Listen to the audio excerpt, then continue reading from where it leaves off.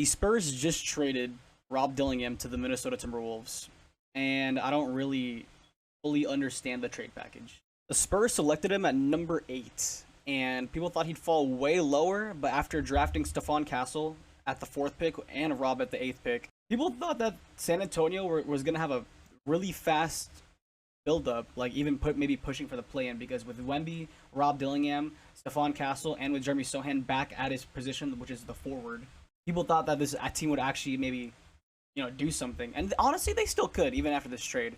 I just don't understand the trade package as a whole. All they got in return for Rob Dillingham, which is supposed to be like one of their star point guards, were 2 first-round picks, but the earliest one isn't until 2030. I might just not know ball that well, because honestly, I don't know ball that well. We're being realistic here. But trading Rob Dillingham for a 2030 and 2031 pick, which one of them is unprotected and the other one is just a pick swap, I don't know how to feel about that. And it's not just me either that's feeling this. I'm not even a San Antonio Spurs fan. As you can see here, it's not exactly the most exciting time for Spurs fans, let's be honest. I guess the picks could capitalize on when that would be Wemby's prime, essentially, just constantly pairing young guys with Wemby, making sure that they have good draft people, and just everything like that. They didn't go empty-handed either. I mean, they did bring up over here Stephon Castle, which with their 4th pick. This 4th pick on Stephon Castle definitely doesn't look bad at all, considering maybe he'd pair better with Wemby. If you look at the stats, Rob Dillingham went 15, 3, and 4 all over his time at college. And not only that, he shot from 48, 44, and an 80% free throw, which is honestly really freaking good. 44% from 3 is way above average, which is good. And 48% from just the field overall, it's definitely these are good stats. These are extremely good stats for just being a rookie. If you see him play, you could see that Rob Dillingham is a lot more electric and flashy than Stephon Castle. I almost said Stephon Diggs. What the Spinoza down with the board. Yeah, Dillingham takes it away. Nice. Rises and lays it in. On the move again. I'll finish there. Good pass to the bottom of the basket. Dillingham on a fade fire.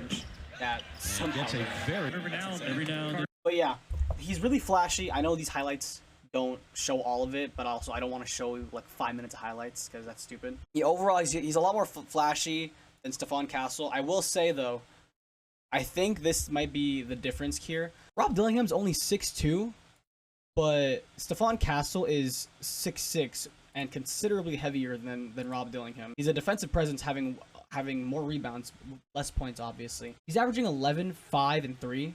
Obviously, his three-point shooting is definitely not his strong suit, but not everyone is going to be good at every stat. You can even see it when Stephon Castle is playing, that he is definitely more of a physical threat and defensive threat than Rob Dillingham was in college. Driving into the basket, through 2 people, missed the layup, grab his own rebound. See a factor, but then Castle just sticks with the play. Definitely not as flashy, but can't key on one guy. Equal opportunity team. They were dominant in the first round against the Hatters. Castle fend off, the left hand is good. And constantly, there's always 2 guys on him, and he still either drives in for the basket or goes for the foul, which either is still good, And he's doing this consistently while also he's shooting 47% from the field. It's pretty freaking good. He's not shooting well at all from 3, as you can see here. He's obviously not a 3-point shooter. But you don't need him to be a 3-point shooter if he's just gonna get in as a 6'6" guard.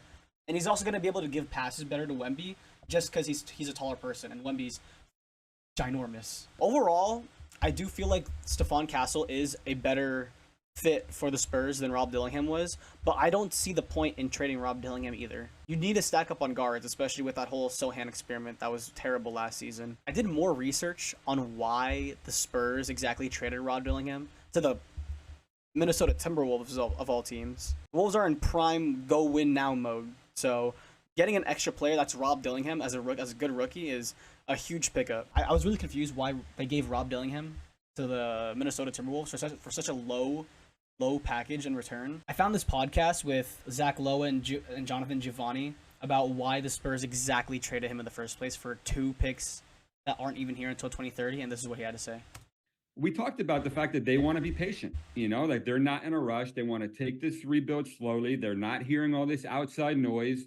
And future picks. I mean, stacking these assets. This is how you position yourself to go make that big move down the road to get the guy that you really want. If they didn't, I feel like I get that you need to find the perfect point guard to pair with Wemby so that he stays happy in San Antonio, and not only that, but he's winning. I just don't think this trade was the best way to go about that. Overall, this trade, I definitely agree that isn't the best for San Antonio, but also they had a really good draft this year, getting Stephon Castle. I forgot who they got at their like 20-something pick. I'm not exact. Once again, I'm terrible at ball. I don't know a lot. But that's the whole point of making these videos, is to like further increase my knowledge, I guess, at basketball, while also talking about basketball, because this is like the best sport I've ever fucking watched. But yeah, overall, I think bad trade, but overall good outcome, because they do have Stephon Castle. And then these picks in 2030, I'm not exactly sure what the goal is here, because in 2030, Wemby, how old is Wemby right now? Actually, I have no idea how old Wemby is. What is he, like 18, 19? I just searched it up. He's 20 years old, which is obviously young as shit. By 2030, he'll be 26.